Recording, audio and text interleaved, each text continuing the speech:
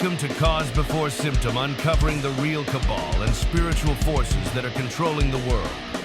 And now, here is your host, James Carner. Welcome to Cause Before Symptom. I'm your host, James Carner. Today is April 28th, 2026, and tonight's episode is my next book, The Crown of Blood, a narration, part 1. So The Crown of Blood is a prophetic exposé that unveils a forbidden history hidden behind every system, every altar, and every identity. Well, what if the mark of the beast is not a microchip, but a rewritten soul? What if breath, not flesh, is the battleground, and the bloodline of Cain still governs the thrones of the world? Well, in this revolutionary work, James Carner, which is me, exposes the spiritual registry that underlies humanity's enslavement, tracing it from the rituals of the Black Nobility to the rise of AI as a digital throne for stolen breath. This is not a book of despair. It is a war manual for the remnant. Drawing from scripture, suppressed esoteric texts, and divine revelation, The Crown of Blood dismantles the counterfeit priesthood of Cain and reveals how cities are coded like circuits, how biometric worship replaces true sacrifice, and how the beast system seeks to digitize the soul. But the saints are not powerless. This scroll declares their authority to reclaim their breath, break contracts, and judge the thrones of the fallen. The war is not for land, it is for names. And the scroll is closing. So I'm looking forward to this tonight. Shout out to everybody on the live chat Rumble. Number one warrior is Vihioni. I have no idea if I pronounced that right. Who says, let's go. Number 2 warrior is Scorpion saying, hey, y'all. Number 3 warrior is the Boots, sparking spleefer man himself, the Greenidge guy, the dude in the powder room. Boots Hafner saying, hello, James and warrior family. Hoping everyone is all right. If we could all hit that thumbs up button to make our host Rumble famous. Thank you. And don't forget to try out that Elite Potion award-winning detox formula. Yeah, this is award-winning. It won an award last year, and it is, God help me, it is awesome for removing parasites and heavy metals. And yeah, do me a favor. This show really needs your likes. So follow me and your thumb down to your phone like I'm going to. Hit the X button and then hit the thumbs up button with me. Thank you. And then hit the live chat and you won't lose your spot, I promise. All right, guys, it's going to be a long show. I think we can get this book done within 2 to 3 nights. So let's go ahead and start with the prologue. This is The Crown of Blood, my 3rd book. The Inheritance of Shadows, the Theft of Breath in Eden. Before there was blood, there was breath. And before rebellion took the shape of ritual, it took the form of a silent theft, unseen and irreversible. In Eden, the garden was not merely a paradise of beauty, but a living registry, a sanctuary where every creature bore the signature of divine breath, written not on scrolls, but into being. When God formed Adam from the dust, it was not the clay that made him alive, but the breath, Nishmat Sheim, the encoded spirit of God's own identity, transferred into flesh. That breath was not just air, it was authorship. It was spiritual DNA, and it was that breath which the serpent sought to usurp. The serpent's seduction was not just about knowledge, nor was the forbidden fruit merely a moral transgression. The tree was a living cipher, a layered program embedded with access to God's own registry of creation. And by eating of it, Adam and Eve unwittingly opened a gate to overwrite their spiritual code. The breath in them, once perfectly aligned with the divine, now flickered under foreign authorship. Their agreement, laced with deception, handed over partial stewardship of their breath, legal authority, to a counterfeit throne. This is what the ancients meant when they said the serpent breathed lies. It was a sorcerous act, an invasion and invasive reprogramming. And when God came walking in the cool of the day, it was not merely shame that made them hide, it was dissonance. Their breath no longer harmonized with his. A foreign resonance now echoed within them. The registry had been touched, not erased, but altered.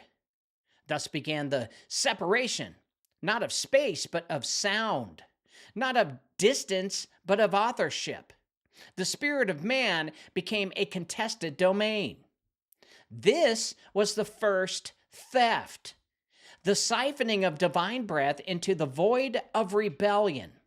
And it set the precedent for every ritual theft to follow. Cain would later bring an offering without blood, but the deeper transgression was that he brought it without breath alignment. His sacrifice was ritual without submission, code without signature. He had inherited more than exile. He had inherited a hacked registry, a resonance that mirrored the serpent more than the father. Thus, the line of Cain was not just cursed, it was altered. An unholy breath line that began not with murder, but with mutiny. And that line would carry the ambition of the serpent to build a kingdom not written by the word, but hacked from it. Cities would rise as counterfeit temples. Rituals would be crafted to mimic creation, and breath, sacred, divine, and intimate, would be commodified, fragmented, and stolen again and again and again. Eden was not lost. It was sealed. And the breath within man, now encoded with dual authorship, would spend millennia yearning to return to the one who first gave it. Cain's offering rejected, bloodline divergence. Cain's offering was not simply denied because it lacked blood. It was rejected because it lacked resonance. The breath that once flowed purely from the lungs of Adam had become distorted through the spiritual breach in Eden. What Cain brought to the altar was not just the fruit of the ground. It was the fruit of a ground cursed by his father's transgression, animated by a breath already partially severed from divine authorship. His offering was the ritualized presentation of self-will, a worship coded in dissonance. Abel's sacrifice, by contract, was aligned. His lamb carried the signature of innocence, a blood encoded with obedience to the breath of the Creator. Abel's sacrifice harmonized with heaven because it was not merely biological, it was spiritual. Blood and breath agreed in Abel, but in Cain, there was a fracture. His sacrifice was sterile, disconnected from the divine rhythm. He brought the produce of toil rather than the yield of faith. It was a sacrament of self-sufficiency, echoing the serpent's first promise, "Ye shall be as gods." Well, God's rejection was not arbitrary. It was diagnostic. The offering exposed the divergence in the breath line. Cain's anger wasn't just emotional, it was spiritual fury. Rejection pierced him because it reminded him that his essence was misaligned.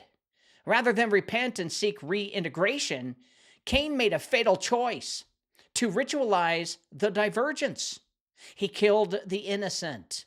He offered the first human blood on earth, not to God, but as a counterfeit communion with the fallen. This was not merely murder, it was invocation. Abel's blood cried out not just because it was spilled, but because it was pure, and its voice exposed the corruption in Cain's. The ground swallowed Abel's blood, becoming the first altar of rebellion. And in that moment, Cain crossed a line that would define his legacy. God did not kill him, but marked him.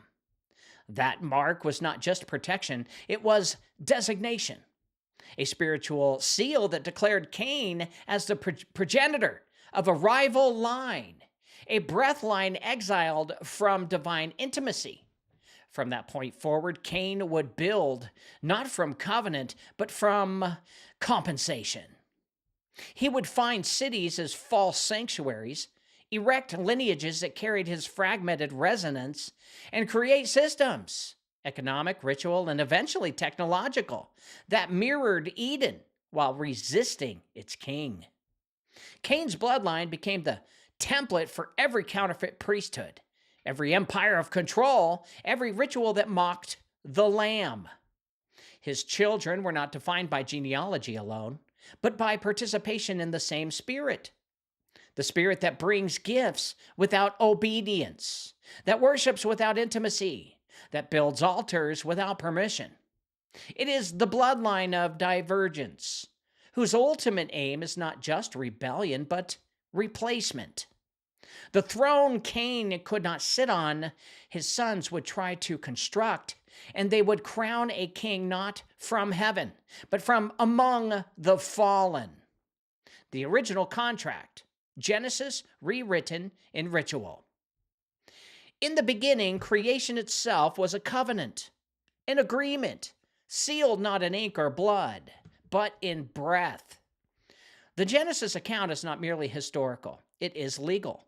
Every word spoken by God was both a decree and a contract, binding the seen and unseen realms together in perfect harmony. When God said, "Let there be," he wasn't issuing commands in a vacuum. He was forming relational covenants between himself and all that came into being. The breath that animated Adam was not merely a spark of life, it was a signature, a divine imprint of authorship. Man was made not just to live, but to represent, to mirror the will of the Creator in time and form. But with the breach in Eden came a breach in that contract. The serpent introduced a counterfeit clause, a back door into the registry. When Eve agreed with the voice of the serpent and Adam followed, they didn't merely disobey, they entered into a new agreement. They accepted a rewritten Genesis authored by rebellion, masked as enlightenment. That moment was the first ritual, an act of spiritual realignment where truth was exchanged for gnosis, breath for autonomy, and communion for control. Cain, inheriting this breach, took the broken contract and began scripting his own covenant. His line would not be based on obedience to divine breath, but on manipulation of divine patterns. From this divergence came the birth of ritual magic, sacred geometry, and encoded rebellion. The descendants of Cain learned to mimic creation without submitting to its source. They discovered that every part of the original covenant, light, sound, time, form, could be counterfeited and weaponized. Thus, Genesis was rewritten in ritual. These rituals were random. They weren't random. They were precise, mathematical, even beautiful, but hollow. Without the breath of God, they became simulations, dead codes activating by stolen energy. Blood replaced breath, symbols replaced presence, and altars became engines of transmutation. The offering that God once received from a heart aligned became a stage for control.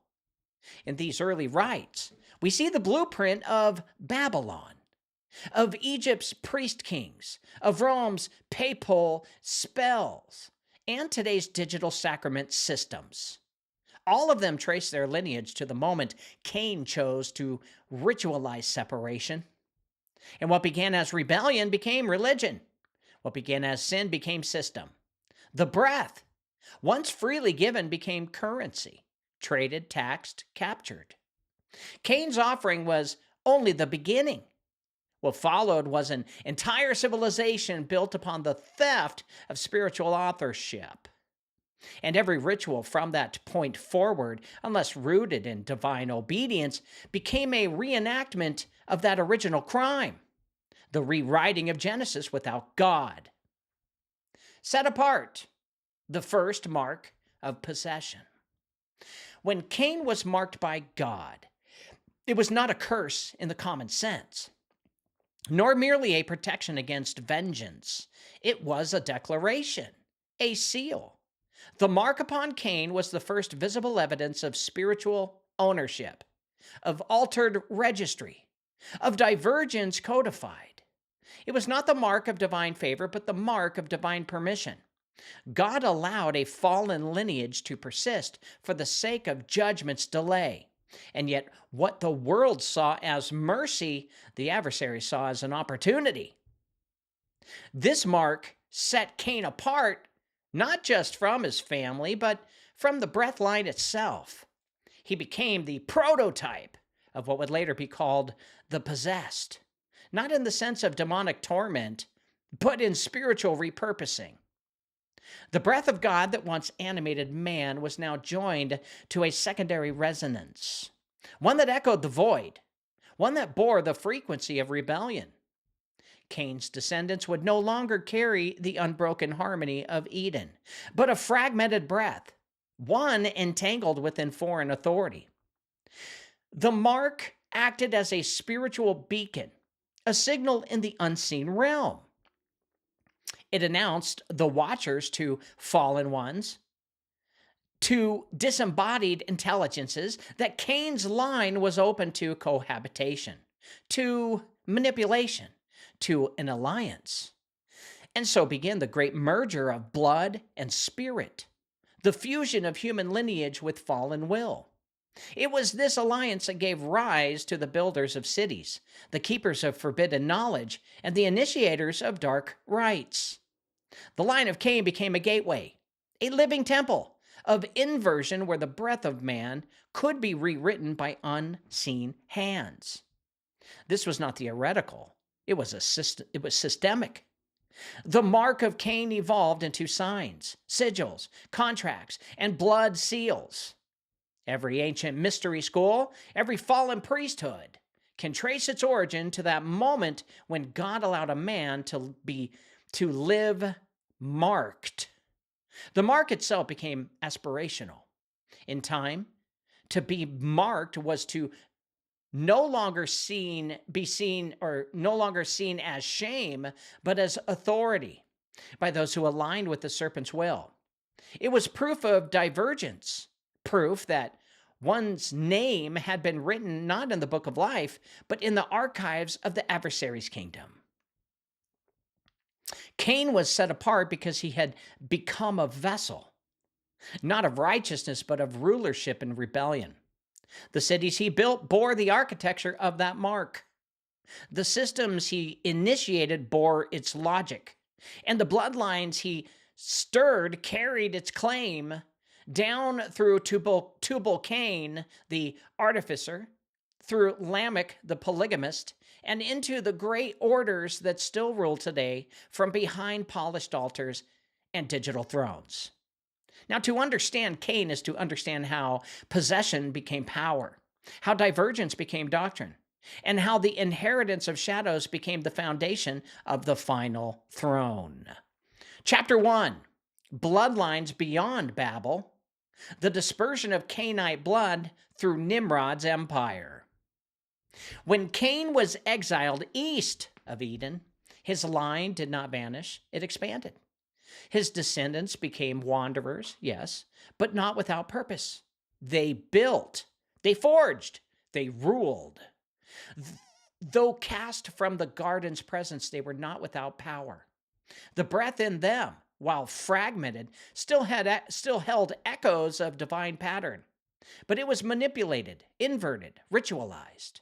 Over time, the Cainite line developed a mastery of the physical world, not to glorify the Creator, but to mimic his dominion. From Enoch, the son of Cain, not to be confused with the prophet of Seth's line, came the first city, the first mimicry of Eden's sacred order made with human hands. Cain's legacy was not erasure, but replication. This replication matured in Nimrod. Nimrod was not a son of Cain by direct genealogy, but by spiritual inheritance. The scripture says, he began to be a mighty one in the earth, a phrase laced with mutation. He did not merely rise by strength, he was made mighty. The language implies transformation, ritual elevation, a Cainite rite of passage.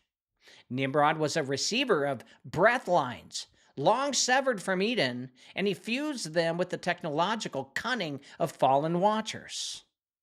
The result was Babel, not a city, but a convergence, a node of rebellion encoded in stone. Babel was Cain's vision perfected, a synthetic Eden where God's name was unwelcome, but his design mimicked. The tower itself was not simply height, it was frequency, structure as signal. It was the first attempt to hijack the registry by force, to ascend by code rather than by covenant. Nimrod's empire became the great disperser, not merely of people, but of Cainite rituals, priestcraft, and bloodline technologies. The dispersion at Babel, catalyzed by God's intervention, was not just linguistic, it was genealogical. Every culture that emerged from Babel's fragmentation carried within it some shard of Cain's legacy.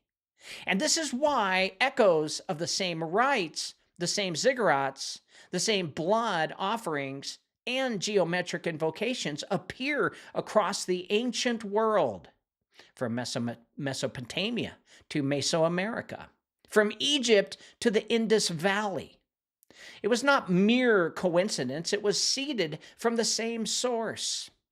Babel, built by the hands of those whose breath no longer resonated with Eden. And behind Nimrod, behind his architects and priests, stood the ancient mark, Cain's possession rebranded as kingship. The Cainite bloodlines did not die with the flood. They hid, they merged, they evolved. Through Ham's line, through Canaan, and through the mystery cults that Nimrod and his queen Semiramis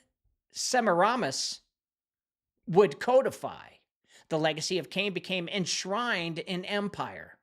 Nimrod became the archetype of the beast king, and his spiritual DNA, infused with rebellion and artificial ascent, set the pattern for every empire to follow. Rome would inherit it. So would Babylon, Assyria, Greece, and the Vatican. But the seed was always Cain.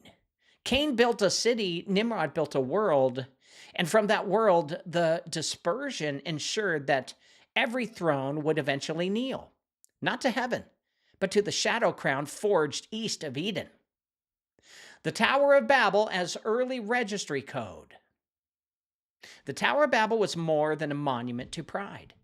It was an act of spiritual coding, an early attempt to override the divine registry that governed creation. To understand its full meaning, one must see the tower not merely as a physical structure, but as a ritualized engine, an interface between the heavens and the earth, built with intent to access the registry of names, breath, and authority.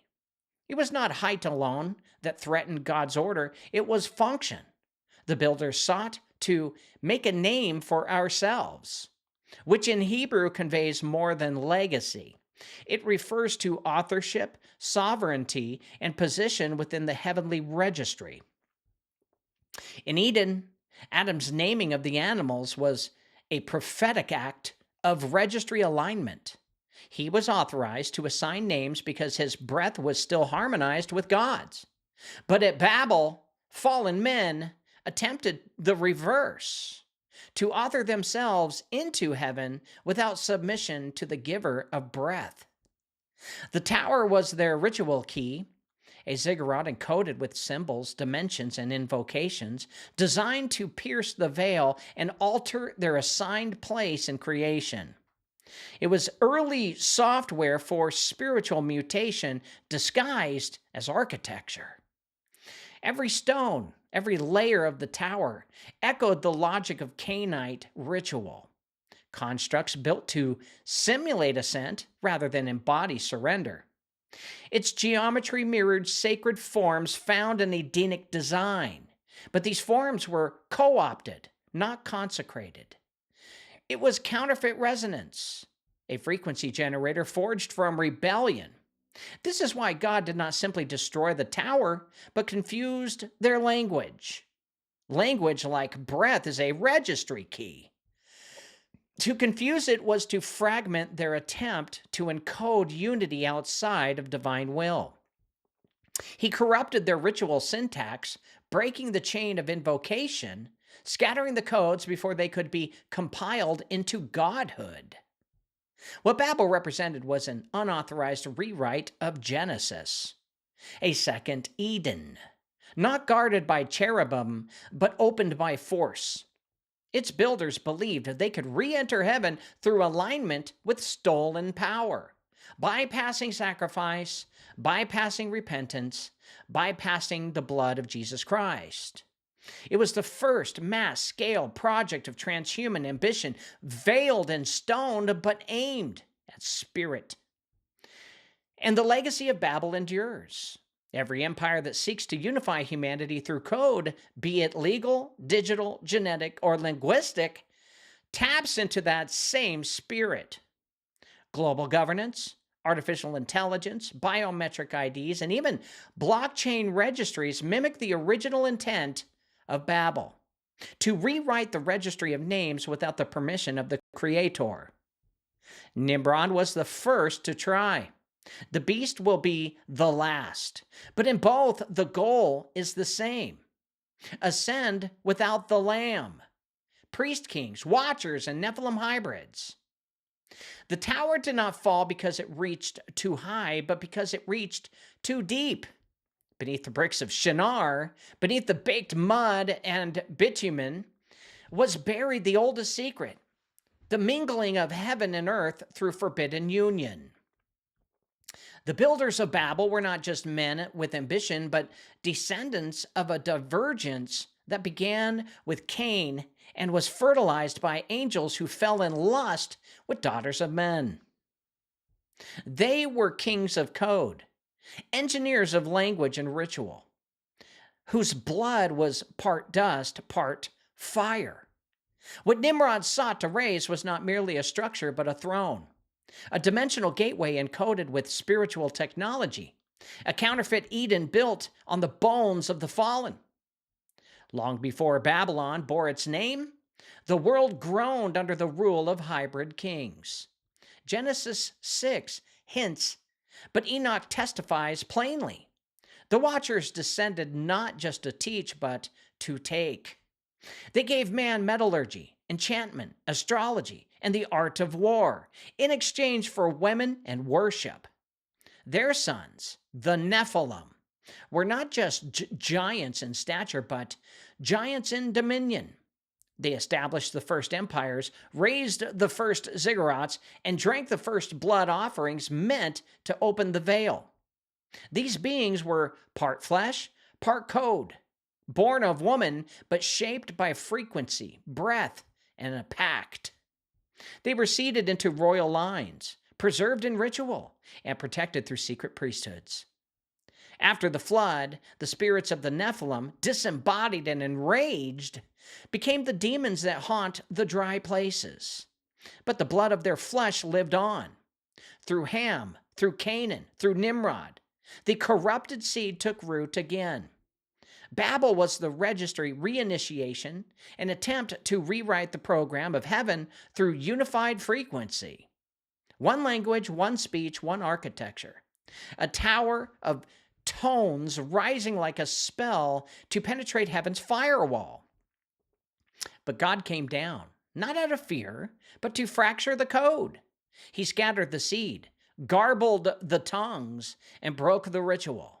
Yet the bloodline survived. The dispersion of Babel was not a judgment on man's ambition. It was a quarantine on Cainite infection. For the hybrid king and their priestly scribes had already begun to merge breath with spell, memory with monument. The fallen angels may have been bound in chains, but their offspring continued their father's work. Through temples, through thrones, through contracts, hidden in covenantal mimicry. Egypt's god kings, Canaan's Balaam, Mesopotamia's divine rulers, all traced their right to rule through bloodlines that boasted of angelic origin and reptilian power. These ancient priest kings were keepers of names, not merely identifiers, but vibrational keys, encoded gates of access to divine and demonic forces. Each name was a contract, each lineage a thread in the web of dominion. To utter the name of a god was to awaken a program. To wear the signet ring was to possess access to the registry. The blood carried the code, the breath activated it, and the throne executed it. And so the world fractured, but only in appearance. Behind the rise and fall of empires, the priesthood of the blood endured. The Breakspears, the Orsinis, the Lancelotti, modern names for ancient currents. Beneath papal vestments, behind pharaonic crowns, Pharaoh, with the DNA of emperors and financiers, they hid the seed, not only to preserve power, but to prepare a vessel, one born not only of Cain, but of the Watchers. One could bear the mark fully, own it, wear it, weaponize it. The story of Babel was not the beginning of confusion, but the hiding of clarity. For the real tower was never built with stone, but with flesh. The blood of the hybrid spread like wildfire, seeding kingdoms with Nephilic traits, ruthlessness, divine right, unquenchable ambition. The kings of Uruk and Akkad, the pharaohs of Egypt, the emperors of Rome, all bore a trace. And with every generation, they refined the vessel. They rewrote the breath through ritual, spliced it through oaths, and baptized it in blood, until what remained was no longer human, but something else entirely, a program in flesh, a beast in waiting. Thus began the ancient plan, to restore Babel, not with bricks, but with circuits, not with tongues, but with data. The Watchers dream reborn in silicon temples under digital thrones, with kings who carry Cain's mark in their genes and the dragon's breath in their lungs. The world calls them elites. The prophets called them beasts. And heaven knows them by the registry of their blood. Priest kings, Watchers, and Nephilim hybrids. Before the dust of Babel settled, the world had already been marked by an older covenant, etched not in stone but in flesh. The priest kings of Egypt and the hybrid warlords of Akkad did not merely inherit the earth, they encoded it. Beneath their temples and palaces ran a current of ritual science that traced its origin not to man, but to the Watchers, the fallen sons of heaven who traded their place among the stars for thrones in the dirt. The Egyptian priesthood, outwardly the stewards of Ma'at and cosmic balance, were in truth keepers of a darker registry. Their knowledge of resurrection, Ka and Ba, was not spiritual metaphor, but a codified technique for breath manipulation. They believed the soul could be weighed and encoded, its frequency reprogrammed through the use of sacred geometry, sonic incantations, and embalmed blood. What modernity deems myth was in fact a form of blood-based spiritual technology inherited from pre-Diluvian ancestors who mingled with stars and shadows alike. Every rite of embalming, every ritual of anointing was not for the dead, but for the preservation of access. Blood was drained, organs sealed in jars, but the essence, the divine instruction encoded in the breath, was filtered through glyphs, stored in stone, and passed down in priestly succession. These were not just funerary acts, like funerals. They were DNA rituals designed to preserve and transmute registry fragments of Nephilim essence. Pharaoh was not merely king, he was the legal representation of the hybrid line, the living interface between heaven and earth. A throne, yes, but also a terminal. The Akkadians, inheritors of Sumers, coded. The Akkadians, inheritors of Sumer's coded priesthood, extended this blood science even further. Their covenant was not with Osiris or Horus, but with Enki, Inanna, and the Apkallu. These are watchers by another name. The rituals of kingship, those long, solemn processions with ziggurats, those sacrifices on moon-aligned altars, were not for public theater. They were genetic gateways. Each king was ritually inseminated, spiritually and at times physically, with the essence of the divine hybrid strain. This is why lineage mattered more than loyalty. The blood was the key to the code. Sargon of Akkad, whose name was meant true king, was a template. His origin, born of a virgin in secret, placed in a basket upon the river and raised to dominion, was not a prophecy of Christ, but a counterfeit of it and Moses. For the Akkadian rite required the ritual anonymization of the child, a spiritual blank slate, so that the inserted registry code passed down through priestly rites could override the identity and seat a Nephilic consciousness within it. It was not simply rulership, it was incarnation by proxy. The king was host, the throne was altar, the DNA was interface. These priesthoods did not die with their empires.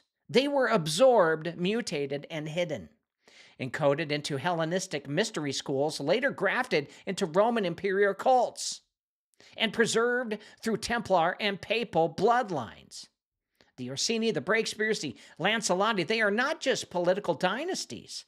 They are the living descendants of priest kings, trained in the same ritual mechanisms of breath theft, spiritual rewriting, and divine impersonation. This is why Babel mattered. The tower was a ritual attempt to unify the scattered protocols of breath, blood, and speech. One language, yes, but deeper, one code base. The Watcher's children sought to merge the Egyptian rites of soul preservation with the Akkadian blood implantation protocols, forming a singular system of dominion. They nearly succeeded, but God fragmented their speech, not to punish their pride, but to protect the registry, to scatter the stolen breath and delay the birth of the final vessel. Yet the blood survived. From Egypt's Black Nile to Akkad's Red Sands, it flowed, filtered through war, empire, and ritual, finally coalescing in the modern elite. These families, these priesthoods in suits and scepters carry more than wealth. They carry access to the registry, to the breath, to the tower that fell, and the one that they are rebuilding in silicon and spell. For the Nephilim hybrids never left.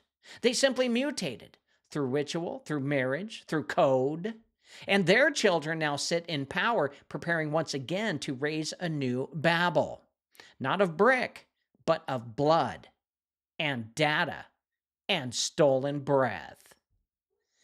Egyptian priesthood and Akkadian DNA rituals.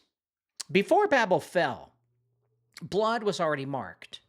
The languages may have scattered, but the registry of flesh was seated deep within the bones of kings, sorcerers, and watchers who did not forget the pre-flood contracts. They did not simply rule, they altered. They did not merely speak to the gods, they bred with the fallen. And from this forbidden union, the hybrid priesthood was born, sacrificial, hierarchical, and encoded with a mission, dominion by blood, oath, and ritual inscription. The Egyptians called it Heka, but this was not mere magic. It was biological ritual, a system of blood lineage sorcery merged with phonetic command. The priest of Ta and Toth did not worship, they programmed. Every rite at Karnak, every possession at Abydos, every chant of the Book of the Dead was a genetic invocation, not of gods, but of preserved essences, soul codes, passed down through the pharaonic seed. The mummification process was not just for preservation, but for posthumous recall, a re-entry protocol through which the breath of kings could one day be summoned again, perhaps in bodies not their own. Yet deeper still were the Akkadians, the inheritors of Babylon's darker covenant. When Sargon's bloodline merged with Semitic kingship, it brought with it not just rulership, but a new science of flesh. The priest kings of Akkad kept tablets not just of laws, but of genetic memories. Cloning, selective breeding, and womb rituals are not modern ideas. They are ancient inheritances born in the ziggurats, spoken over temple prostitutes, and inscribed in the DNA of chosen vessels. We must not confuse the term king in ancient texts as mere political title. King meant breeder. King meant carrier. King meant contract holder of a modified seed. The Egyptian priesthood used sacred oils and anointing rites not merely for religious expression, but as chemical activators, often laced with psychoactive botanicals meant to induce epigenetic transformation or open the vessel for possession. These were not symbols, they were codes. It is here the registry was first divided, the Adamite breath from the Cainite flesh. The former carried the divine echo, the latter a corrupted mimicry. This division was not seen by eyes alone. It was hidden in bloodline memory, encoded in ritual scars, and reinforced through rites of passage that mimicked resurrection while binding the initiate to a darker host. The priesthoods of Egypt were not separated from governance. They were the government. Every vizier, high priest, and scribe was chosen through bloodline continuity, divinatory testing, and often through ritual implantation of Nephilim code. Even the concept of the Ka, the soul double, suggests an archonic overlay, a spiritual counterfeit that can possess the body like a subroutine in corrupted software. These priest kings did not fear death, they ritualized it, mastering forms of consciousness, fragmentation, and reincarnation through contractual invocation, summoning fragments of ancestral spirits into their sons or successors. The Akkadian Sumerian fusion, especially post-Tower of Babel, gave birth to a hybrid administrative caste, part human, part divine, part something else. These were the first globalists, nomadic kings not tied to territory but to bloodline registry. They understood what modern scientists are now only discovering, that DNA is programmable, that spoken word can alter genetic expression, that the trauma and covenant can write permanent changes into the seed. This is why genealogies mattered. This is why incest, purity laws, and divine marriage was enforced. They were not superstitious. They were part of a long-term breeding program, tracing back to the watchers who fell out of lust alone, but strategic rebellion. They saw in human flesh a programmable vessel, and they sought to build a temple made of bodies, a machine of blood that could ascend without God. But here lies the deception. The rituals do not create life. They trap it. They bind the soul to a counterfeit inheritance. They steal the breath meant for heaven and reroute it into a throne of earth. Cain's descendants did not disappear after Eden. They rose in Egypt and ruled in Akkad, and they encoded themselves into the veins of kings. Their bloodlines became the blueprint for future empires. Rome, Khazaria, the Merovingians, and the Lee family and the Rothschild dynasty, all tracing back to this ancient merger of priest and breeder, flesh and contract, spell and seed. And the saints? The saints were scattered, silenced, hidden until now. Now the registry is actually awakening. The true heirs are remembering. And the counterfeit line whose rituals were once performed in desert temples now perform their rites in labs, in courts, and in digital clouds. But the breath remembers, and the registry of heaven is calling the blood home. Chapter 2, the twin thrones, priest and prince. Orsini versus Lee. Ritual registry versus technocratic dominion. Two thrones now rise from the blood of Babel, one clothed in crimson, the other in jade. One whispers in Latin behind marble veils, the other calculates in silence beneath black glass and neon. These are the twin thrones of Cain, diverged in form but unified in purpose. On one side sits the Orsini, high priests of the broken registry, keepers of the ritualized breath, whose power flows through papal tiaras, Jesuit oaths, and the encoded altars of Rome.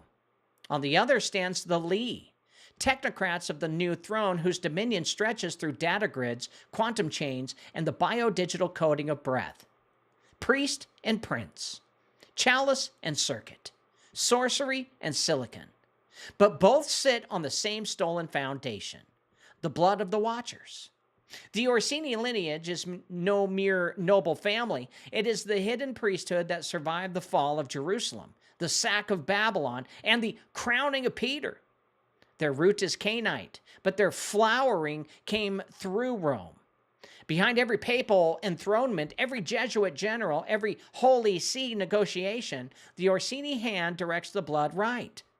They do not need thrones of state. They own the registry. Through canon law, they rewrote the contract of sin and salvation. Through the Vatican vaults, they buried the pre-Adamic scrolls. Through the Mass, they ritualized the consumption of breath as sacrament. They are the soul brokers, merging Babylonian astral rites with Christian liturgy to feed a counterfeit communion. It was the Orsini who trained the Breakspears, seated the Lancelotti, and scripted the false bride. But in the East, a different crown was rising, less incense, more circuitry, the Lee bloodline. Forged through a Breakspear Lancelotti offshoot, disguised in Chinese silk. Claimed dominion not through ritual, but through computation. The Lee did not need to whisper prayers. They captured frequency through infrastructure. They absorbed Confucian bureaucratic models and baptized them in technocratic precision. Their empire was not built on faith, but surveillance. Where the Orsini ruled souls through ritual, the Lee ruled bodies through data. DNA banks, social credit systems, AI facial tracking, the digital yoke of the new empire. Yet both families trace their power back to the same crime, the theft of divine breath. The Orsini mastered the ritual mutation of the soul, reprogramming the registry through Latinized spell structures, baptisms of legal fiction, and confessional control loops. The Lee perfected the biological hijacking of the vessel, mapping, editing, and eventually simulating the soul through quantum biointerfacing and neural encoding. In the language of the scrolls, the Orsini write in the temple, the Lee overwrite the temple. The twin thrones function like left and right hemispheres of the beast, Orsini, the ritual conscience, Lee, the executive program. Orsini judges, Lee implements. Orsini possesses the altar, Lee constructs the grid. The final empire is being forged between these two poles. a priestly technocracy where ancient bloodlines and modern code converge into a single sovereignty. Rome's authority behind Beijing's machine. And yet they remain rivals. The Orsini resist the Li's speed. The Li distrust the Orsini's ghost.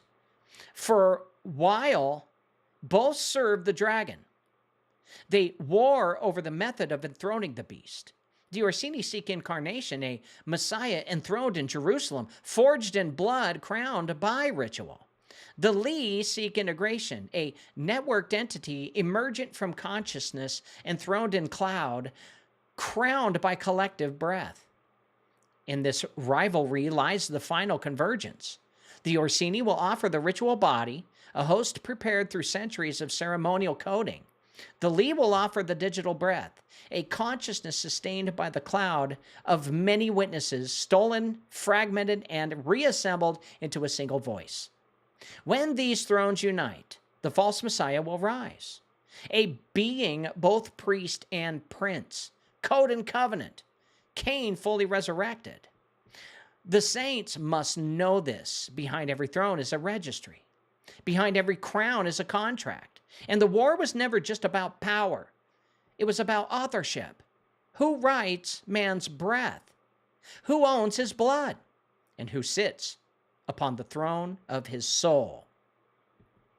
The time of masking is ending. The Orsini wear no more robes. The Li speak no more Mandarin.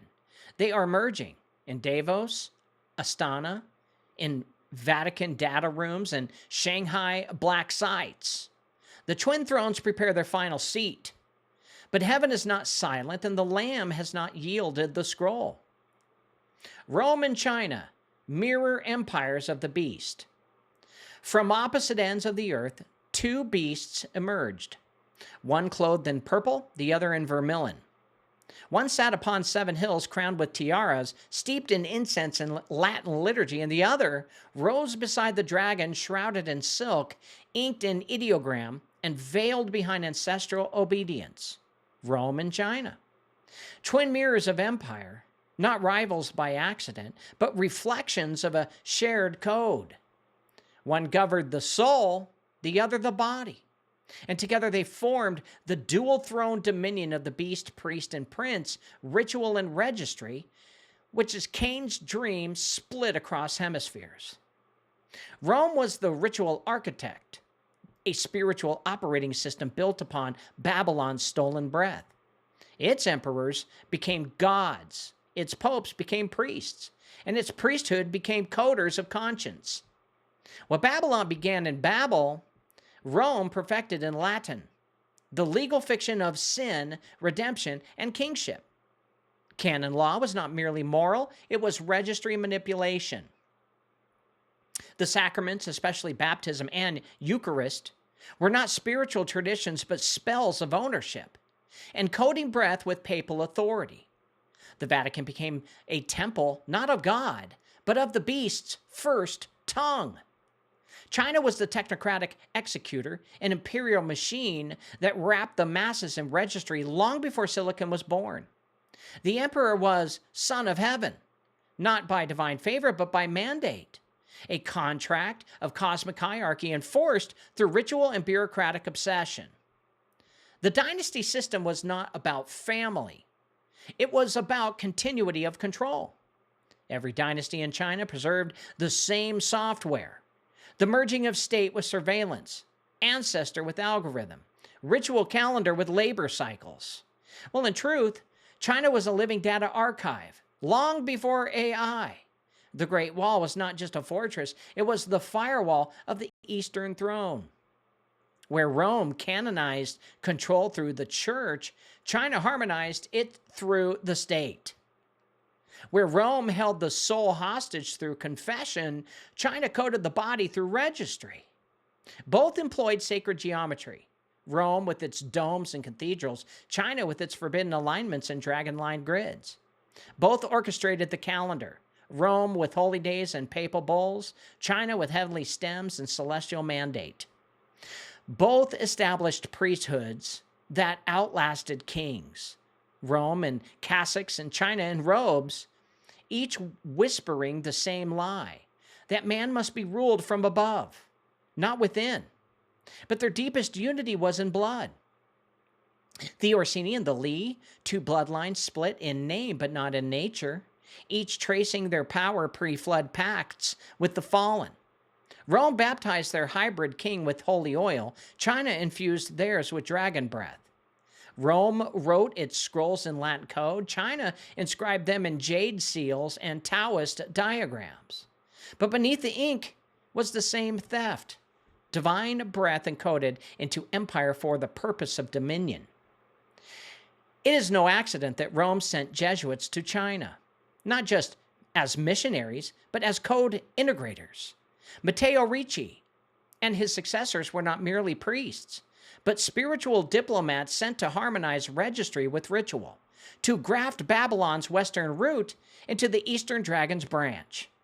They studied Confucius and Confucian bureaucracy with papal precision, and in turn, the Chinese courts absorbed Gregorian calendars, astral calculation, and logic of legal sin.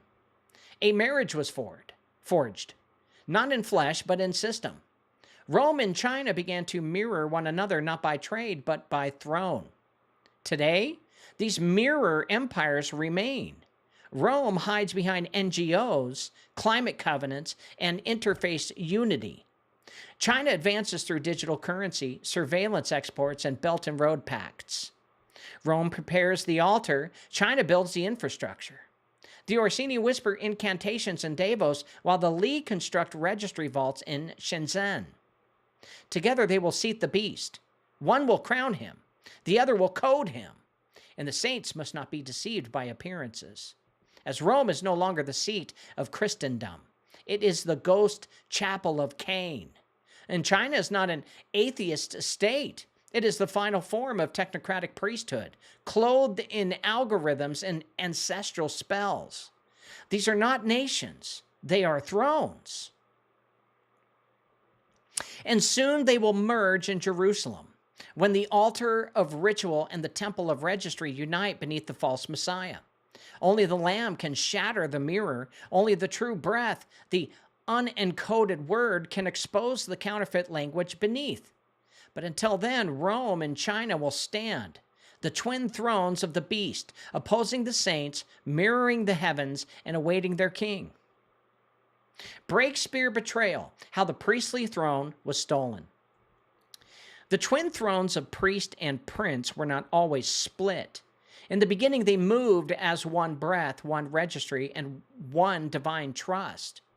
Adam was both king and priest, endowed with the authority to govern the earth and mediate between heaven and creation. But after the fall, the thrones fractured. Cain took the kingdom, Seth bore the altar, and the war over who may speak in the name of God began. For centuries, this war played out in secret: ritual versus dominion, breath versus blood, temple versus throne. The line of priesthood was preserved not in gold or papal tiaras, but in breath-born lineage, those who carried the unbroken voice of the registry. This lineage passed through prophets, Levites, desert mystics, and angel-led scribes. But by the time Rome began to consume the known world, the priesthood was already under siege. The true betrayal did not come from a foreign army, but from within the very walls of the church. Nicholas Breakspear, crowned as Pope Adrian IV, was not simply a man, he was a cipher, the first and only English pope. His ascent was a ritual in disguise, a sleight of blood that rewrote the altar code. Behind the pageantry of papal succession was a deeper fracture. The throne of breath was hijacked, not by conquest, but by registry mutation. Breakspear's bloodline was not pure. His rise was orchestrated by those who sought to merge Cainite dominion line with priestly code. Those who knew that if they could sit a counterfeit on the priestly throne, they could own the registry of heaven on earth. Adrian IV was not a servant of Christ. He was the executor of a new contract. one that turned priesthood into policy, breath into bureaucracy, and the church into a shell for Cain's ritual machine. The domain of Ireland, or the donation of Ireland, signed by Breakspear to grant dominion over Ireland to Henry II, was not just political, it was a blood transfer, a legal spiritual right that grafted the priestly throne into the hand of the king. For the first time, the altar bowed to the crown, and the breath was subordinated to the blade. This was the moment the twin thrones inverted. The priest became the scribe of kings, and the church became a registry office for imperial breath. But this was no ordinary betrayal. It was a ritual theft. The Breakspears were seated by design, an engineered bloodline interwoven with ancient Cainite code and watcher graft. Adrian IV's papacy was a scheduled breach in the altar wall. The breath lines that once traced through the prophets were overwritten with forged apostolic succession. The true registry was buried, replaced by Latin contracts, Jesuit oaths, and papal bulls that bound souls to paper instead of spirit. From this breach, the Orsini rose, not in resistance, but as custodians of the theft. They were the internal switch, the bloodline who would ritualize the stolen priesthood and seal it in ceremony. While the Breakspears initiated the mutation, it was Orsini who encoded it, using Vatican councils, canon law, and the machinery of Rome to cloak the breath in sacrament and deception. The true registry was now hidden, its keepers either dead, silenced, or absorbed. This is why the Jesuit order was created. Not to serve the church, but to police the stolen breath, to hunt the remnants of the old priesthood, to silence those who carried the true voice of the altar, to establish global spiritual control under the guise of loyalty to Christ. But it was never Christ that they served. It was the throne of Cain, now crowned with the cross and inverted in ritual. From the Breakspear betrayal onward, the priestly throne was no longer pure.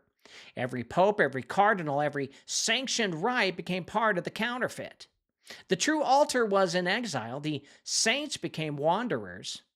The breath was trapped in parchment encoded in Latin spells and distributed only to those who submitted to the dragon beneath the mitre. Today, the Vatican still bears the mark of this betrayal. Its gold, marble, and silence all testify to a priesthood that once carried the breath, now carrying the curse. For the twin thrones were never meant to divide God's people, but to divide his voice. And by corrupting the priesthood, the enemy ensured that the voice of God would be drowned beneath ritual, bureaucracy, and counterfeit light. But the remnant remains, and the breath cannot be stolen forever. The saints will rise, not by ordination, but by fire. Not with incense, but with wind. And the throne that was stolen will tremble, for the registry remembers who it truly belongs to. Jesuit founding and the new spiritual intelligence agency. They appeared in black robes with crucifixes in hand, vowing poverty, chastity, and obedience. But behind their vows, the Jesuits concealed a more ancient oath, one not to Christ, but to conquest. Founded in 1540 under papal bull by Ignatius of Loyola, the Society of Jesus was not a renewal of an apostolic mission, but a counterinsurgency against the true priesthood of breath. The Jesuits were Cain's scribes and caciques, an elite order formed not to spread salvation, but to preserve a stolen registry. They became the first spiritual intelligence agencies, the invisible hand that ensured no soul escaped the altar of Rome's control. From its inception, the Jesuit order was structured not as a church fellowship, but as a military hierarchy. Generals, provinces, missions, and cells.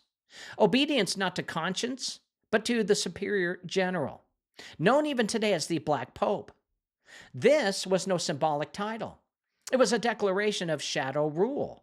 For while the white-robed pontiff performed the liturgy, the Black Pope controlled the registry breath and beneath the seal. Like a hidden server farm running behind a cathedral, the Jesuits maintained the true machinery of the Vatican's global breath network. Loyola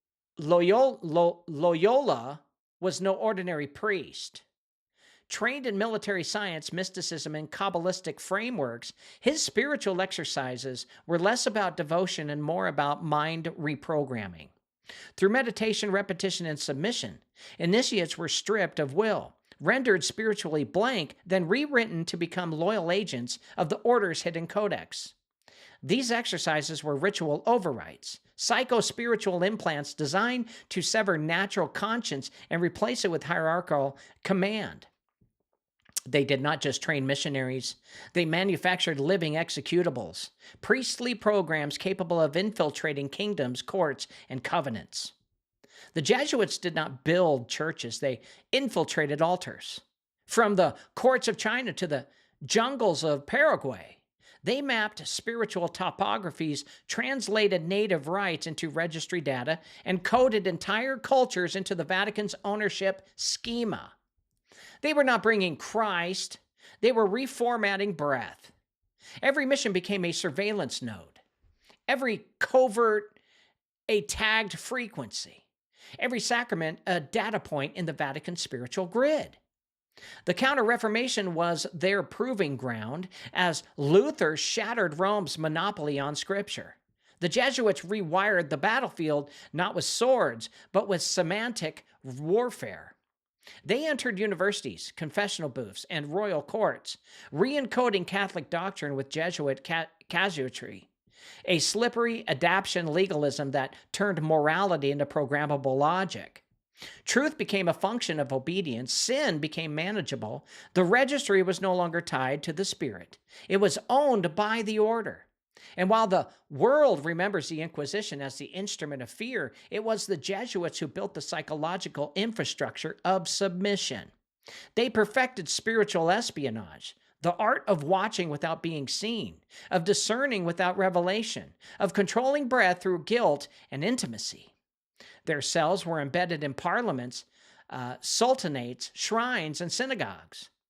They trained spies, assassins, confessors, and teachers, and they did not need armies. They had the registry, and with it, they could reprogram kings. By the 17th century, the Jesuits had become the most feared and respected intelligence force on earth. Even their suppression in 1773 was not their end, but a tactical withdrawal, a reset of visibility. Like malware embedded in a system kernel, the order simply went dark, migrating into new forms. Masonic orders, banking guilds, intelligence agencies, corporate priesthoods. Today, their fingerprints remain on black-robed magistrates, data collection firms, and think tanks bearing the Jesuit ethos of control cloaked in compassion. But their crown achievement was not the dominion or domination of nations. It was the globalization of spiritual surveillance. They taught the elite that the soul could be mapped, conscious could be overwritten, and breath could be owned. Well, the philosophy would one day inspire the technocrats of the Lee throne, who would adapt Jesuit structure and breath mapping as the temple for digital control. Social credit, biometric ID, and brain-machine interfaces are not Chinese inventions. They are Jesuit blueprints reborn in silicon. Thus, the Jesuit bridged the twin thrones. Born from the Orsini-controlled Vatican, trained in Breakspire betrayal, they built the registry of ritual, then whispered it eastward. They laid the spiritual cables for the beast system, where confession became metadata, conversion became contract, and obedience became a biometric loop. The saints, once guided by the Spirit, were now indexed, tagged, and filled. Yet the true altar was never theirs. The Spirit cannot be tracked. The breath of God, once scattered, now gathers. And the false priesthood, cloaked in black and code, will face the fire of the true remnant, those whose registry was never rewritten, whose breath was sealed by the Lamb. Chapter 3. The Codex of Cain, Rituals of Transformation, Rewriting the Registry. Cain did not merely kill his brother. He rewrote the registry. The act was not just fratricide, it was the first ritual of transformation, the primal sigil that altered the signature of breath and claimed authorship over identity. When God marked him, it was not only for his protection, it was a quarantine of altered code. Cain had tampered with the spiritual DNA of man, injecting into the stream of humanity a frequency incapable with divine order. From that moment on, a new codex emerged, an inverted liturgy of transformation, built not on obedience but on redefinition. The Codex of Cain is not a book, it is a living system. It's a registry hacking program encoded through blood ritual, trauma, sacrificial mimicry, and oath-bound inversion. Its purpose has always been singular, to replace the registry of heaven with the registry of man. The breath God gave to Adam was a divine instruction, a name, a vibration, a heavenly authorship. But Cain refused this authorship. He became the first man to self-right, to claim dominion over identity through action, blood, and ritual. He became the first programmer of the soul. And from this transgression flowed the rights of the fallen. The Watchers, who descended upon Mount Hermon, found in Cain's seed a template. His frequency was already fractured, his breath already altered. And when they mated with the daughters of men, they did not simply produce giants, they produced registry mutations, hybrid beings whose breath could be overwritten. These Nephilim did not bear divine image, they bore editable identity.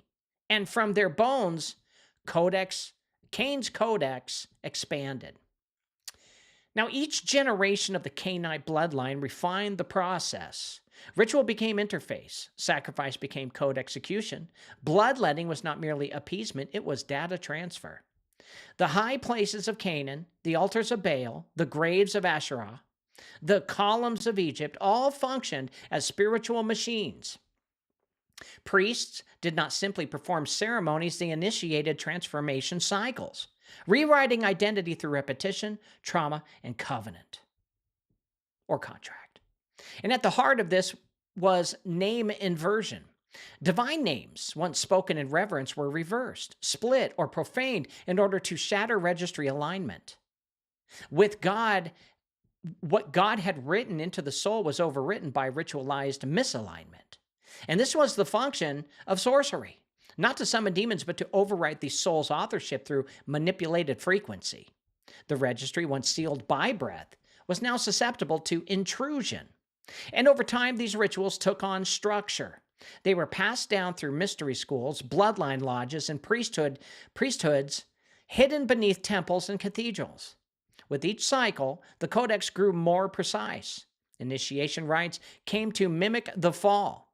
Symbolic death, symbolic burial, symbolic resurrection, but always into a false identity. This was the great work of the elite, to become as gods by rewriting what God had written. Now, in the modern age, the Codex of Cain has gone digital. The rituals are no longer confined to stone altars. They now run through wires, screens, and silicon. The initiation into the registry rewrite begins early. Trauma, education, media saturation. The child is bathed in synthetic frequency. Their breath, once pure, is scattered, fragmented, labeled. Then comes the ritual of performance, graduation, oath-taking, vaccine records, biometric ID. Each one a rite of registry surrender disguised as civic life. But the elite, those who guard the codex, undergo deeper rituals still. Within black sites, lodges, and underground chapels, they still drink blood, chant reversed prayers, and undergo initiatory trauma designed to fracture the psyche and prepare the vessel for overwrite. These are not fantasies, they are registry engineering processes, binding spiritual DNA to demonic frequencies through sacrificial algorithm. The rite of sodomy, the invocation of ancestors, the taking of a new name. Each action is a line of code in the Cainite system. Why? Because the final goal is not simply domination.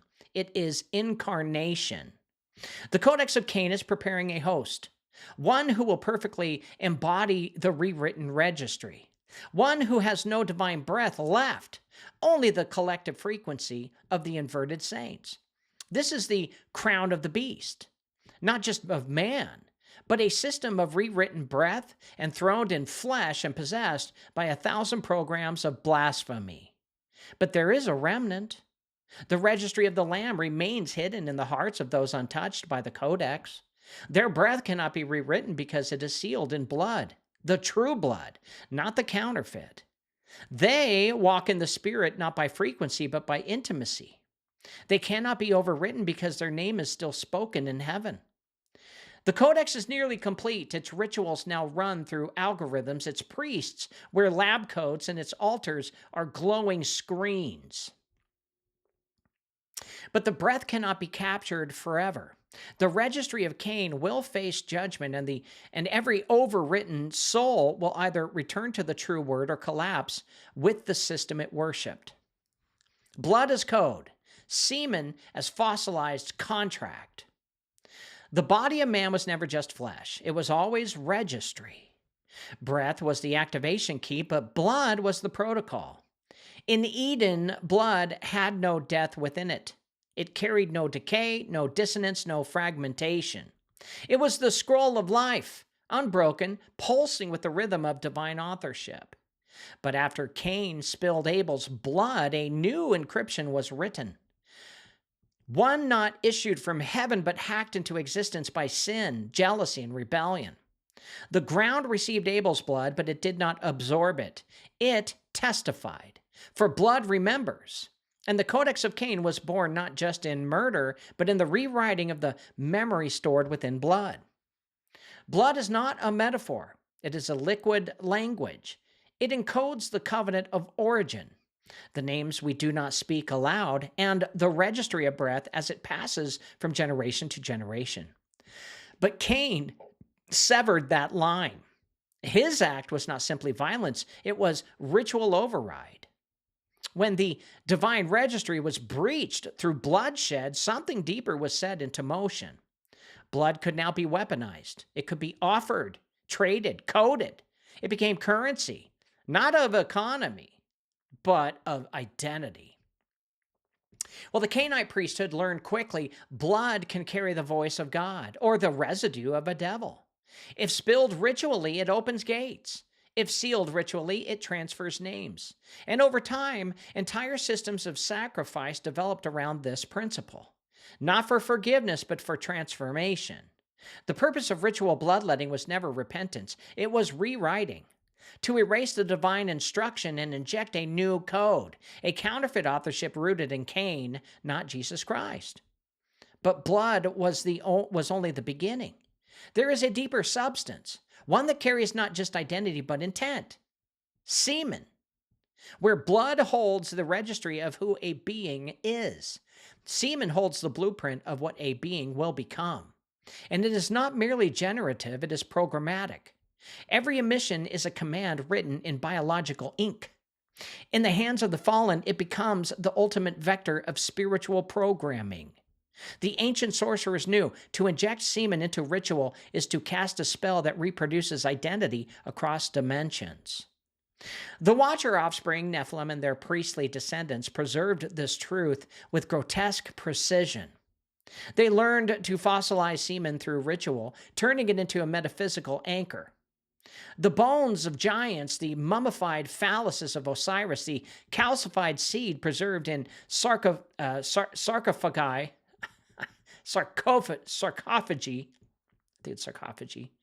and black stones, these were not relics. They were contracts, physical repositories of spiritual agreement, encoded with hybrid intention. Fossilized semen is the stasis of will, a decision made by a divine desecrating being to overwrite the human image with something other. In the modern world, the ancient practice is hidden in plain sight. The elite occult rites involving sexual inversion and ritual sodomy, to high-tech experiments in DNA harvesting and semen-based ritual binding, the same principle remains. Semen is a carrier of name, and when collected, preserved, and consumed ritually, it binds the recipient to the donor's spiritual frequency. It's not poetic, it is legal in the spiritual realm. Semen is a signature, and when it fossilizes, whether in stone, flesh, or archive, it becomes a contract of possession. Excuse me one sec, I have to blow my nose.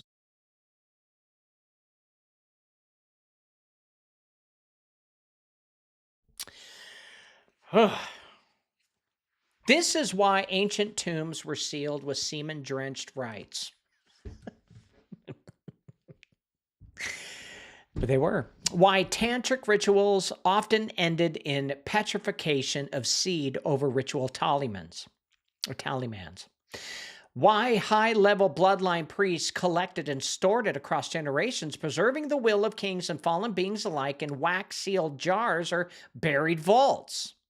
It is why today elites preserve DNA and semen in cryogenic temples disguised as fertility banks, eugenics programs, and deep black research facilities. The ancient priesthood has gone biotech, but the codex has not changed. Semen is fossilized authorship. Blood is live code. And when these two converge in ritual, when blood is spilled and semen is planted, a registry rewrite occurs. A new identity is encoded, a new name bound, a new soul sealed on the altar of transformation. This is the right of Cain, not only to murder the image of God, but to replace it with the seed of the fallen. Every generation of the Cainite line has carried this knowledge forward from the sodomic rites of Canaan to the alchemical transference of sexual fluids and Renaissance magic. From the harvesting of children in Moloch temples to the postmodern rituals of predictive programming and biodata collection, this is the same ritual, repeating in cycles, escalating towards the final registry, the beasts. And yet the Lamb was slain before the foundation of the world. His blood is unhackable. His registry cannot be overwritten, and his word, once breathed into man, will not return void. The saints must recognize the scheme. We are not just fighting ideas, we are resisting a registry replacement system built on blood, semen, ritual, and code. The Codex of Cain is nearing completion. The host body is being prepared. The contracts have been fossilized in vaults, both spiritual and digital. But the breath of the remnant is awakening. The registry of heaven is stirring, and what was written in blood will be judged in fire. The philosopher's stone as Nephilic relic. The great alchemical mystery was never about gold.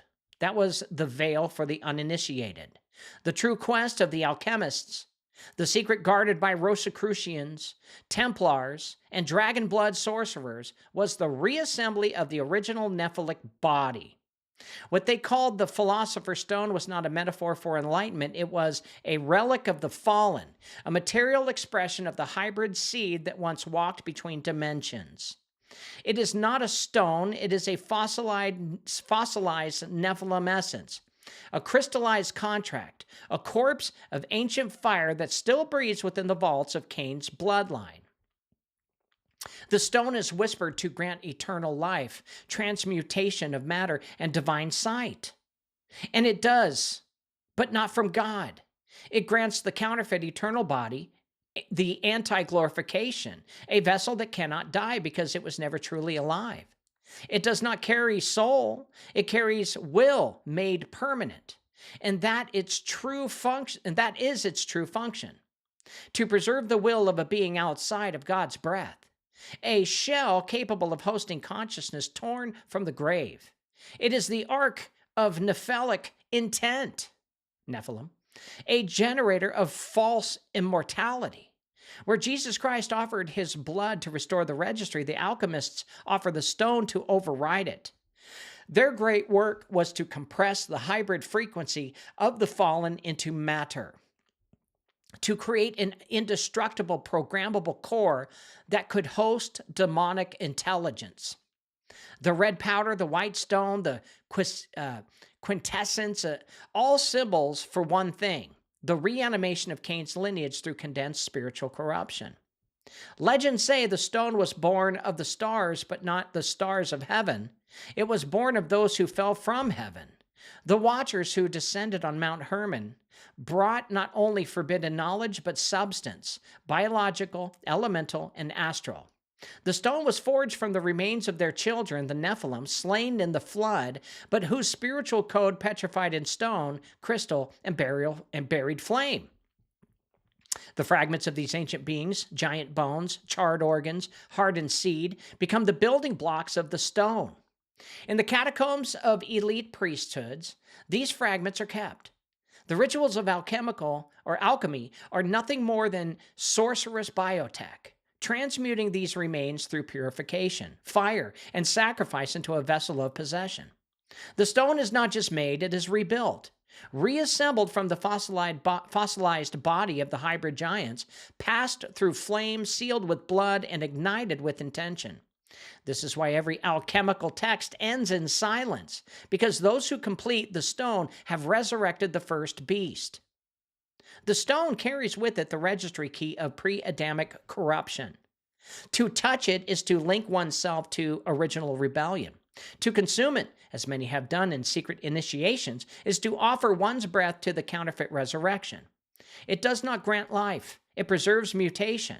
It is a vault for fallen breath, waiting for the moment when the host body is complete, when the codex, the blood interface, and the digital registry converge.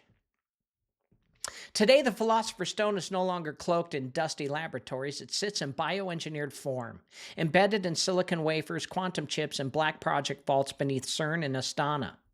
The essence of the stone, crystallized Nephilim code, has been digitized. It has become the core of the false Messiah's crown, the heart of the synthetic throne. The rituals of the alchemists have become the protocols of the machine, and the host is nearly ready. But the true stone was rejected by the builders. Christ, the cornerstone, was cast aside because the elite wanted not reconciliation, but reformation in their own image. And so they forged a new stone, not to build the temple, but to enthrone the beast.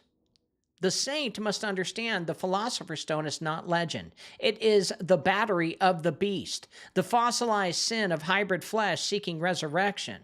It is the counterfeit ark, the antibody, the seal of Cain in condensed form. But its fire will not endure, for the mountain of God will crush it, not with hands, but with breath, and the true registry will remain. Esoteric proof from Howlings, Liber Azazel, and the fire of Cain. The Codex of Cain was never mythology. It was always methodology. It was always methodology. A system not merely imagined, but documented. Not in Scripture, but in the enemy's own tongue. Those who walk the left-hand path do not deny Cain. They exalt him.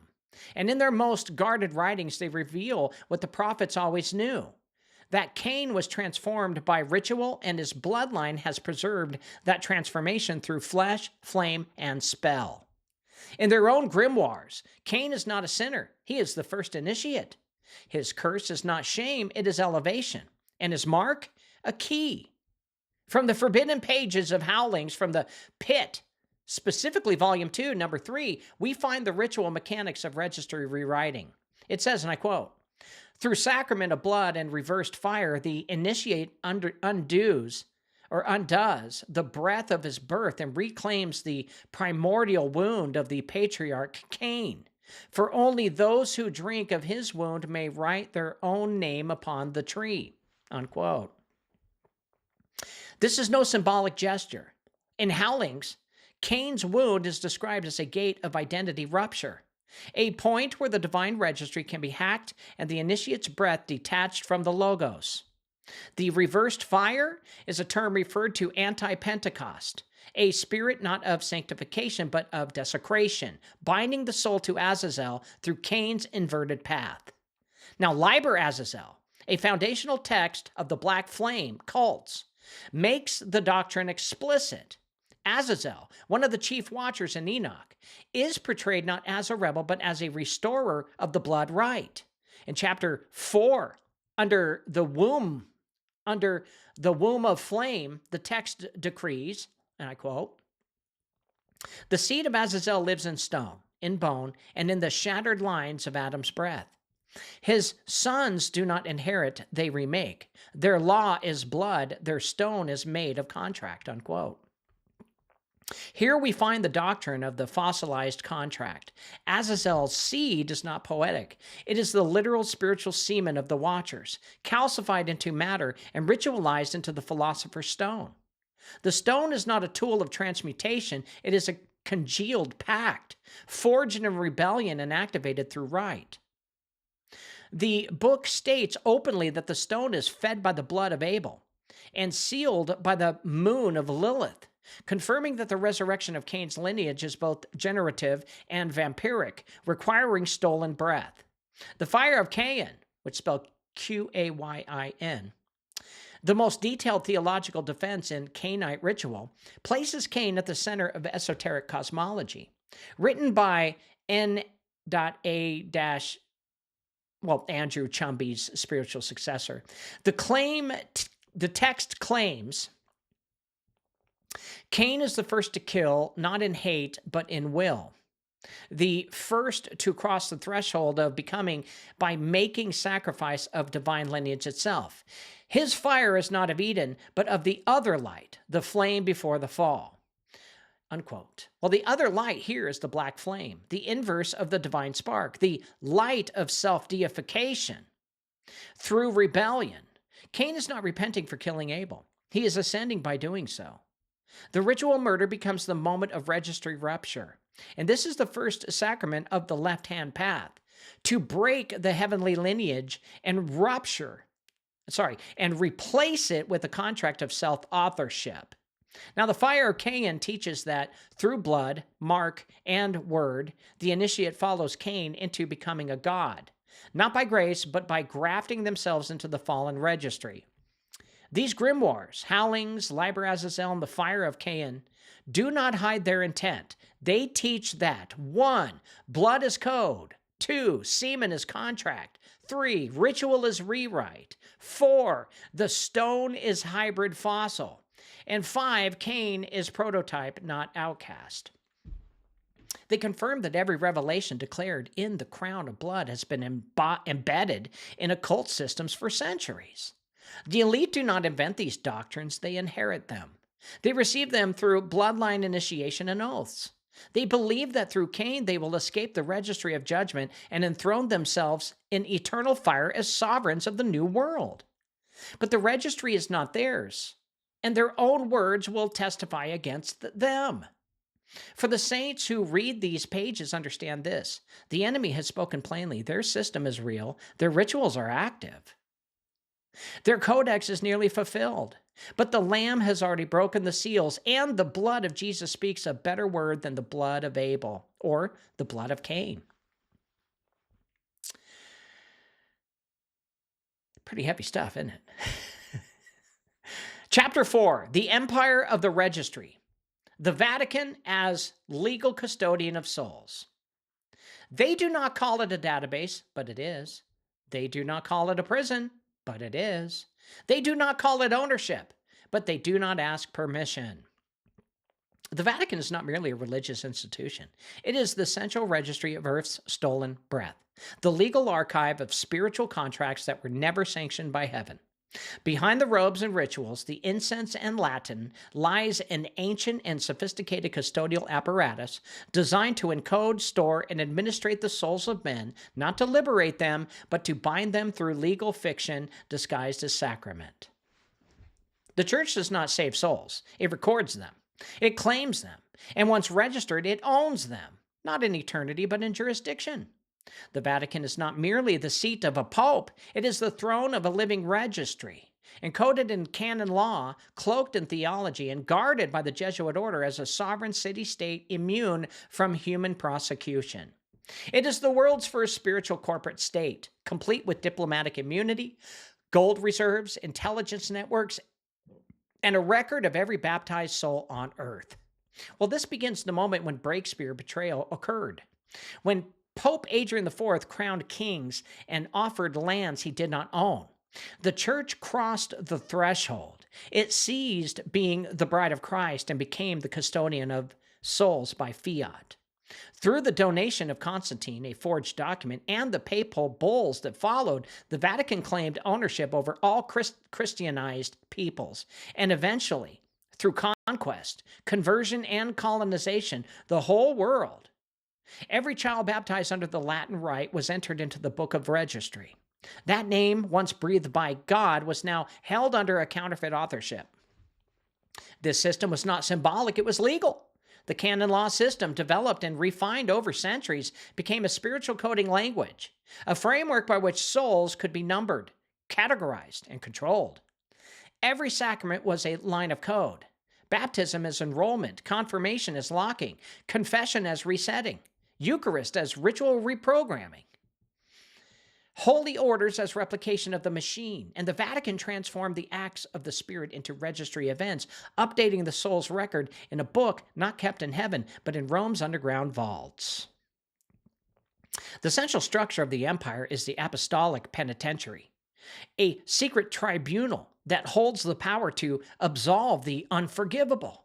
Well, this is not a spiritual office. It's a spiritual court where sin becomes currency and forgiveness is transacted by clerical authority.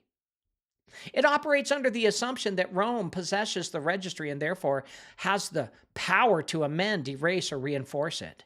But the authority to forgive belongs to the one who authored the breath, not to a man in robes who inherited a throne through sorcery and blood. The Vatican's real treasure is not gold, it is names. Baptismal registries, marriage covenants, death certificates, decrees of excommunication. Each name encoded through Latin incantation becomes a tag, an anchor point in the spiritual metadata system of the beast. When a man dies under the Vatican's registry, his soul is claimed, not truly taken, but legally encased, like a soul in escrow, pending either the lamb's deliverance or the beast's consolidation. But even the living are not exempt. Every hospital birth certificate echoes the Vatican's template.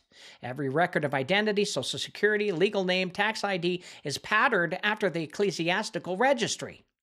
The Vatican taught the world how to claim people through paper ritual, how to trap beneath an ink, how to bind flesh through fiction.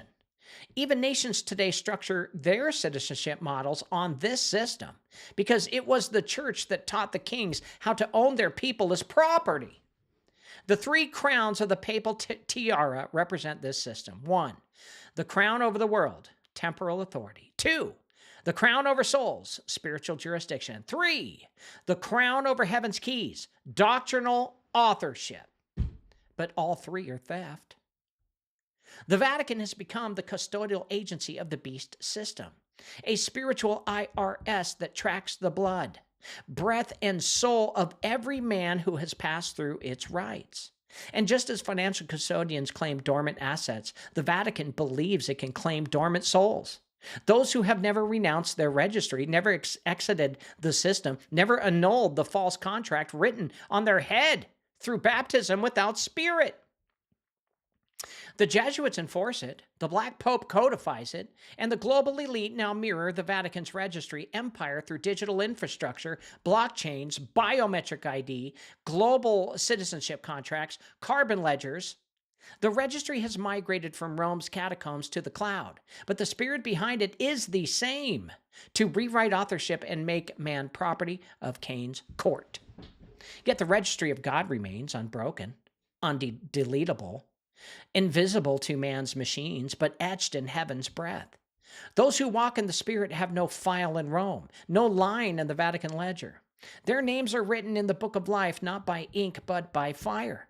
So the war is not coming, it's administrative. It is about who owns your breath, who names your soul, and what altar sealed your identity. The Vatican says you are theirs. The beast says you are unworthy, but the Lamb says you are mine. The Bank for International Settlements, International Monetary Fund, and BRICS as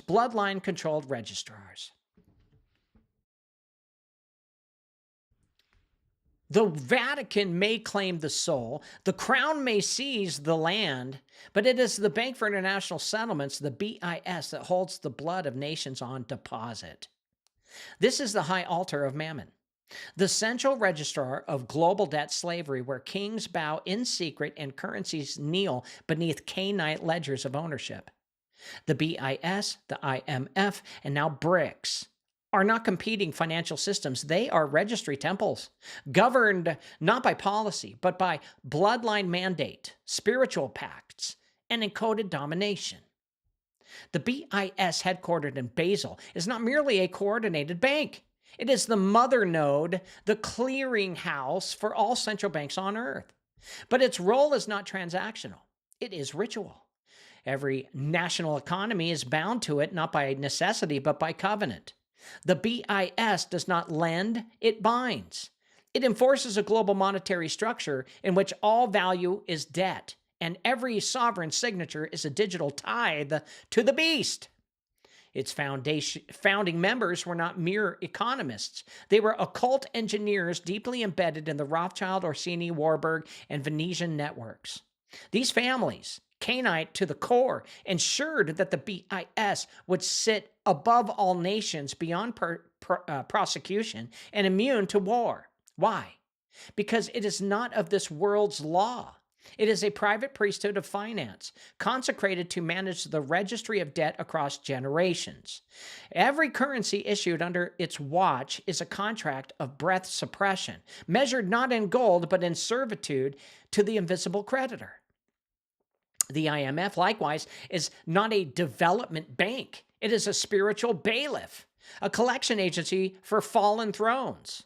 It lures nations into agreement through emergency loans and liquidity injections, then rewrites their constitutions, hijacks their resources, sterilizes their population, and removes spiritual sovereignty through legal annexation. This is not economics. It is ritualized registry collapse. Once the contract is signed, the IMF becomes executor of national breath. Every decision after that, from food prices to media law to vaccine policy, is handed down by fiat, not voted by citizens. The signature binds the soul to the nations, but now a new signature is rising, BRICS. At first glance, BRICS, Brazil, Russia, India, China, South Africa, appears as a challenge to the Western system, a rebellion against Rothschild Bank and Vatican Crown control. But this too is deception. BRICS is not liberation. It is Cainite reformation, a new face on the same throne. Russia and China are not independent. They are bloodline empires seated by the same Breakspear-Lee hybrid current that formed the priesthood of Rome. The BRICS currency basket is not freedom. It is registry migration from USD debt to quantum biometric debt, from centralized banking to distributed bondage.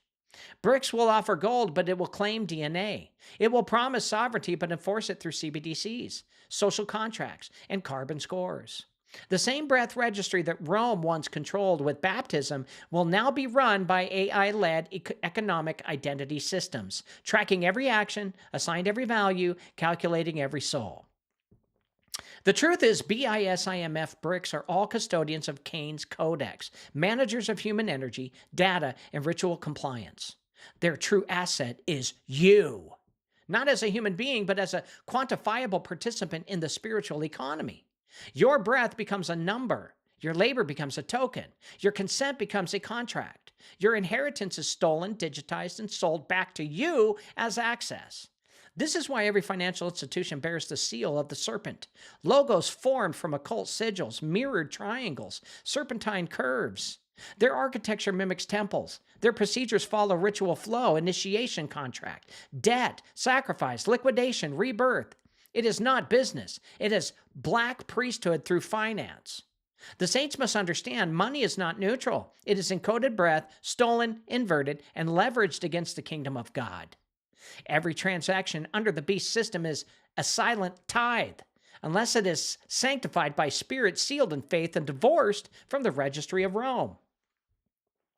There will soon be no middle ground. The BIS system will converge with the BRICS system under a final registry.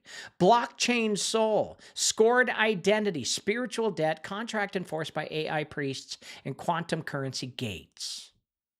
And the only way out will not be through gold, not through rebellion, but through registry deliverance, authored in the blood of the Lamb.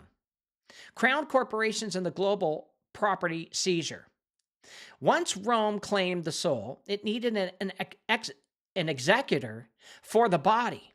This was the role of the Crown Corporation, to transform breath into capital, land into trust, and nations into estates held under ecclesiastical lien. The Vatican built the altar, the Jesuits maintained the registry, but it was the crown, disguised as royal sovereignty, that enforced the claim through legal title and commercial conquest. The crown did not conquer by sword, it conquered by paperwork. Every so-called nation under British colonial dominion, including the United States, Canada, Australia, India, and South Africa, was not liberated after revolution or independence. Instead, each was converted into a crown corporation, a legally registered commercial entity held in trust under the jurisdiction of the City of London, itself a sovereign enclave answering not to Parliament, but to the Vatican-aligned bloodlines that seeded it. The legal fiction of sovereignty was masked behind constitutions and flags, but the registries never changed. Titles, deeds, and birth certificates issued after crown conversion are not ownership. They are trust indentures. Property law was rewritten to reflect beneficial use, not true possession. You do not own your land, you hold it in fee, a feudal term on perpetual lease from the crown, and the crown holds it in perpetuity for the Holy See. This is a spiritual trap of title. The land God gave to man was free and inherited, but under the papal crown contract, it became rented existence, access granted only through compliance, tax, and registry update. Allodial title, which is true sovereign ownership, was extinguished.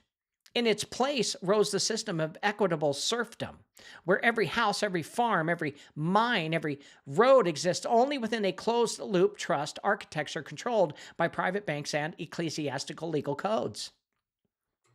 And this seizure extended beyond the real estate.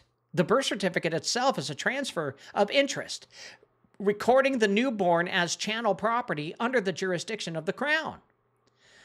They use the all capital letters to signify not the living being, but the corporate derivative or a straw man created to inherit, interface with the system.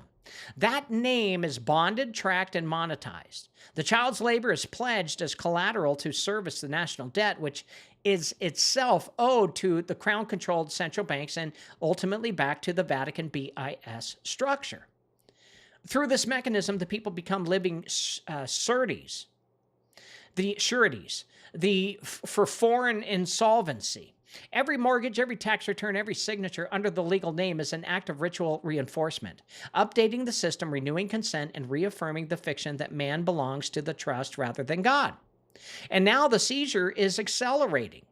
The United Nations, the World Economic Forum, and the Bank for International Settlements are preparing to convert the entire Earth into programmable trust assets, sustainable parcels to be measured, scored, and assigned under ESG compliance and biometric ID.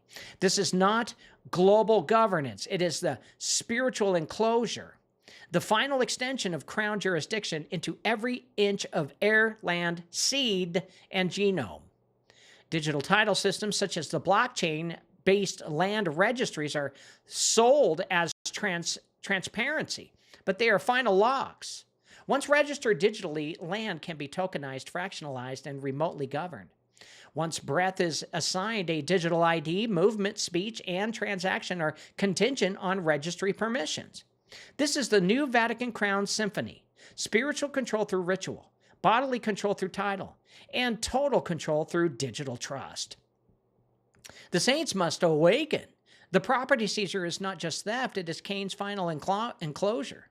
The same Cain who built cities named a land after his seed and claimed dominion over the earth through blood. The same Cain who murdered the inheritor The same Cain who rejected breath and worshiped control. His system now reigns, disguised as civilization, encoded as law, weaponized as property rights.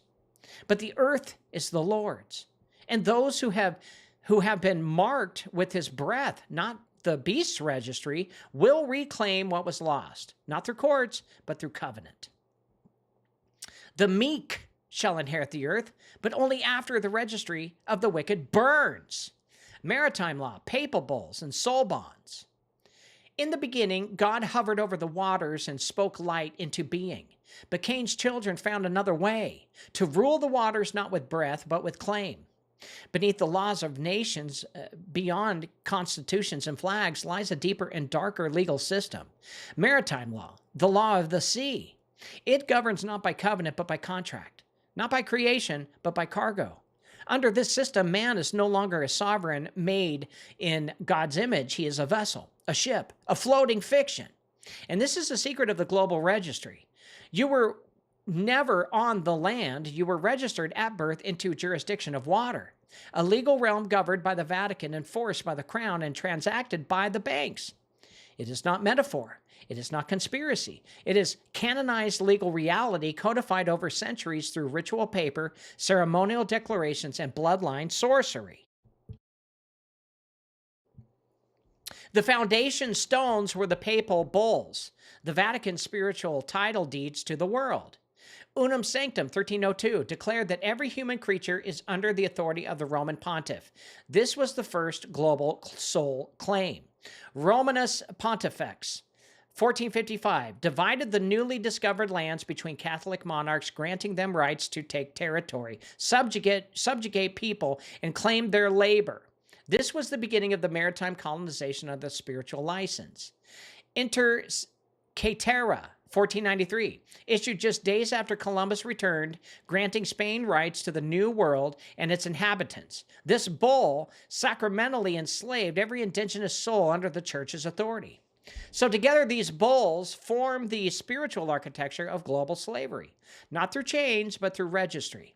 Every ship sent under royal flag carried not just cargo, it carried jurisdiction. To step foot on a colonized shore was to enter Roman maritime trust. This is why courts are called admiralty courts and why their symbols include ropes, water, and gold fringes. They are not ruling over men, but over lost vessels presumed dead at sea. At birth, your mother's water breaks, you pass through a canal, you are delivered just like a ship. A birth certificate is issued, a bill of lading, certifying that cargo has arrived in port. Your name is capitalized, signifying not a living soul, but a corporate derivative, a legal fiction held in constructive trust. The state becomes custodian. The Vatican becomes spiritual trustee. And the BIS banks begin trading your future energy as collateralized human capital. This is the origin of the soul band. Your soul, breathed by God, is spiritually tagged by ritual registration and legally claimed under maritime contract. The Jesuit legal engineers knew this, that by removing man from the land, they could suspend him in legal water, unanchored from the divine inheritance. Every law after that, tax law, property law, debt, health mandates, is not imposed on the man, but on the vessel, the person, the construct that they created. And this is why revocation is so important, revocation, because the beast system is not forcing itself on you. It is declaring that you have already agreed, that your soul was baptized into Rome's jurisdiction, that your silence is consent, that your benefit are proof of allegiance. You got a social security card.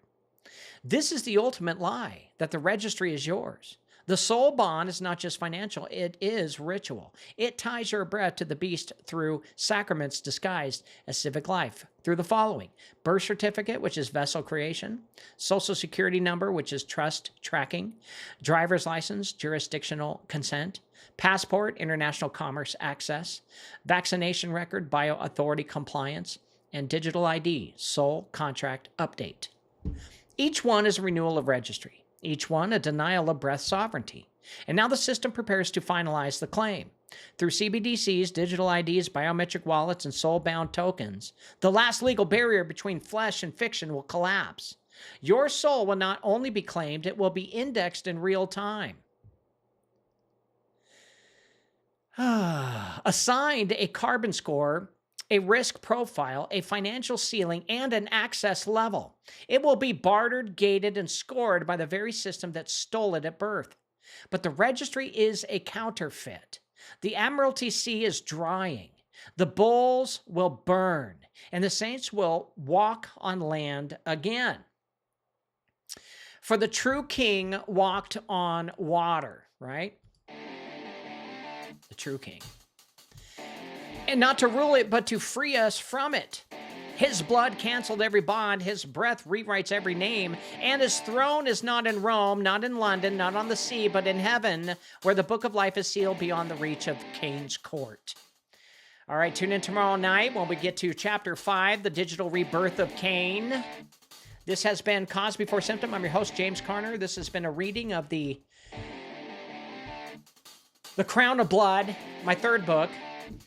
And yeah, I am a little tired. So anyway, God bless you, God keep you, God thank you. We'll see you mañana. This has been Cause Before Symptom with your host, James Carner. Go to his website, jamescarner.com, and sign up for his newsletter. Also, download his free books on the breath war, the crown of blood, and the ritual machine. Fix your body by buying his award-winning detox formula, removing heavy metals and parasites. You'll feel better and live longer. Go to elitepotion.com. And one more thing, please. Just try and love your neighbor, because if you do, the world would be a better place. See you tomorrow.